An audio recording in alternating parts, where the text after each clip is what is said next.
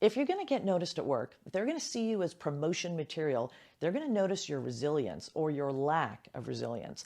We all know how important it is to make plans and execute on them, and we also know things don't always go according to plan. And your success isn't just about creating and following plans, it's about what you do when things go wrong.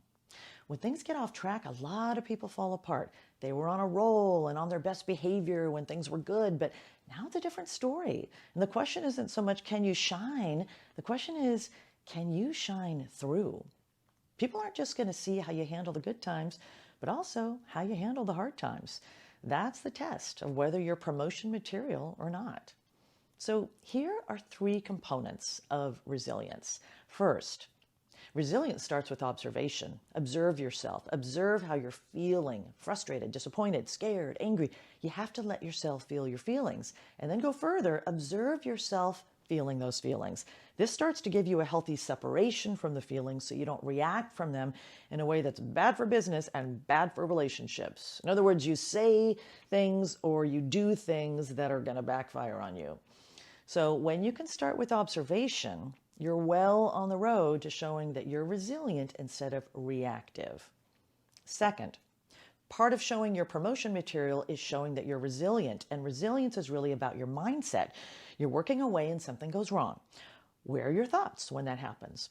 The 2 big mindset traps are the all is lost trap and the this is going to last forever trap. The first trap, all is lost, is all about black and white thinking.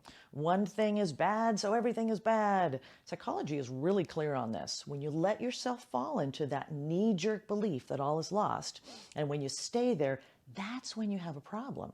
The original problem pales in comparison to the all is lost trap, because now you've cut yourself off from the creative problem-solving capacity you need to solve the issue.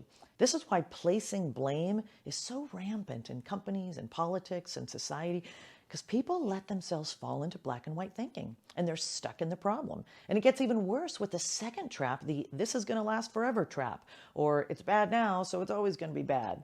This is all about fear. It stops you from thinking well and communicating well. So you can't solve the problem, and you damage the relationships with the very people you need to help create a solution. Check your mindset. How often do you let yourself fall into the all is lost and the this is going to last forever trap? How can you catch yourself next time you start going there? Third, if you're resilient, you're seen as someone who can handle higher levels of responsibility and leadership at work and in life. And a big key to resilience is your capacity for curiosity. Curiosity will save you over and over. Most people don't exercise curiosity, they exercise reactivity. And reactivity leads to fear, which leads to assumptions, leads to judgment, which leads to limited thinking, which leads to bad problem solving and damaged relationships.